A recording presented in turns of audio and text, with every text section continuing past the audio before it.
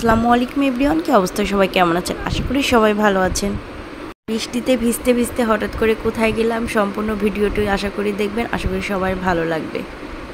তো ইহান আরাবের কিছুদিন আগে পরীক্ষা শেষ হয়েছিল, তো তারই রেজাল্ট দিবে, তার কারণের জন্য রেজাল্ট নিতে স্কুলে চলে গিয়েছিলাম। তো স্কুল থেকে রেজাল্ট দেখে এসে বাইরে যখন আসলাম তখন তাদের আবদাদে তারা ঝালমুড়ি খাবে। তো এখানে আরাব দাঁড়িয়েছিল ঝালমুড়ি খাওয়ার জন্য, আর ঝালমুড়ি মামা ঝালমুড়ি বানাচ্ছিল। আর এখানকার ঝালমুড়িটা অনেক বেশি মজা, মানে ওরা যখনই আসে তখনই এই ঝালমুড়িটা খায়। স্কুল যেহেতু কয়েকদিন ধরে বন্ধ, কয়েকদিন পর স্কুলে এসেছে, তো অনেক বেশি ভালোই লাগছিল ওদের। কয়েকদিন আগে তো আরবের আইডি কার্ডটা হারিয়ে গিয়েছিল। ওর মিসকে অবশ্য বলেছিলাম যে আইডি কার্ডটা হারিয়ে গিয়েছে, তো অনেক দিন পরে ওর আইডি কার্ডটা পেয়েছি। তো আজকে ওর আইডি কার্ডটা গলায় ঝুলিয়ে দিয়েছে। এদিকে ঝালমুড়ি খেতে খেতে হঠাৎ করে বৃষ্টি শুরু হয়ে গেল। কি করব কিছুই বুঝতে পারছিলাম না। তো ওখান থেকে সামনে একটা দোকান ছিল, তো দোকানে কিছুক্ষণ দাঁড়িয়েছিলাম। তো কিছুক্ষণ দাঁড়ানোর পর ভাবলাম যে আর কতক্ষণ দাঁড়িয়ে থাকবো এখানে। তো বৃষ্টির ভেতরে একটা রিক্সা নিয়ে নিলাম। রিক্সায় করে ভাবলাম যে বাসায় চলে যাই। তো যেহেতু বৃষ্টিটা একটু কম পড়ছিল, তার জন্য ভাবলাম যে বৃষ্টির ভিতরে হয়তো চলে যেতে পারবো। কিন্তু হঠাৎ করে মাঝ রাস্তায় এত পরিমাণে বৃষ্টি এসেছিল, মানে আমার বোরকা একদম নিচের দিকে ভিজে গিয়েছিল, ওদের জুতা টুতা সবই ভিজে গিয়েছিল। আর আরবকে তো পলিথিন দিয়ে একদমই ঢেকে নিয়ে গিয়েছিলাম। আর অনেক বেশি বৃষ্টি হচ্ছিল হঠাৎ করে। আমরা যখন স্কুলে গিয়েছিলাম তখন বৃষ্টি একদমই ছিল না। তো যখন বাসার দিকে যাচ্ছিলাম তখনই এরকম হঠাৎ করে বৃষ্টি চলে এসেছে।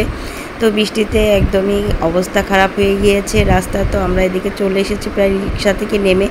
তো রিক্সা থেকে নামার পর এখানে সবসময় ছাগল বাঁধা থাকে, তো ওরা প্রচণ্ড পরিমাণে ভয় পায় এই রাস্তা দিয়ে যেতে।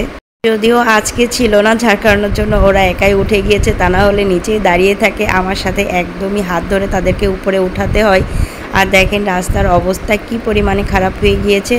তো বাসার সামনে এসে সে আবার বায়না করেছে যে সে সমোসা খাবে। তো তাকে অনেকবার বোঝালাম যে না, সমোসা খাওয়ার দরকার নেই, কিন্তু সে এখান থেকে এক পাও যাবেন। দেখেন কীভাবে দাঁড়িয়ে আছে। তো কি আর করার, ইহানকে পাঠালাম যে না তুমি যাও সমোসা কিনে নিয়ে আসো। তো ইহান সমোসা কিনে নিয়ে এসেছে। তো এই যে আরবের হাতে দিয়ে দিয়েছে, সেই হাতে করে নিয়ে যাবে। তখন কিনে না দিয়েছি ততক্ষণ কিন্তু সে ওখানেই দাঁড়িয়েছিল, তার আগ পর্যন্ত সে ওখান থেকে আসবে না। যখন কেনা হয়েছে তখনই সে এসেছে।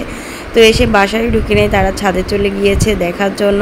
আর ছাদে গিয়ে দেখলাম যে চারিদিকে পানি আর পানি। তো আমি একটু পানিতে পা ভিজাচ্ছিলাম, আর ওরা ওইদিকে আরব দেখেন একদম জুতা টুতা পানিতে ভিজিয়ে ফেলেছে। তো ওদেরকে বলছিলাম যে চলো বাসায় যাই। তো ভাবলাম যে সামনে একটা ঢ্যাঁড়স বড় হয়ে গেছে। ঢ্যাঁড়সটা ইহানকে বললাম যে তুলে নিতে, কারণ ঢ্যাঁড়স একটু বড় হয়ে গেলেই বধি হয়ে যায়, আর খাওয়া যায় না। চলো ওইদিকে দেখি আর আস নাকি।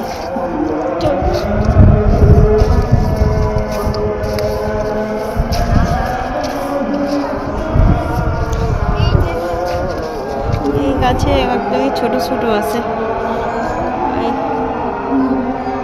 দেখুন আমার মাশাআল্লাহ, বৃষ্টিতে আমার ঢ্যাঁড়স গাছগুলো কত সুন্দর হয়েছে।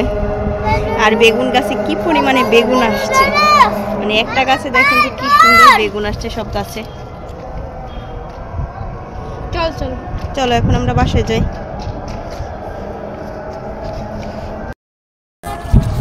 হ্যাঁ চলো। সে আমার পা ভিজানো থেকে তারও পা ভিজাইতে মন চাচ্ছে। চলো আমরা এখন বাসায় যাই। চলো চলো চলো। তো এখন আমরা বাসায় চলে যাব। বাসায় এখনও যাইনি, এই ব্যাগটা নিয়ে চলে এসেছি। এখানে আমি যে কিছু জামা বানাতে দিয়েছিলাম, তো সেগুলো নিয়ে আসলাম।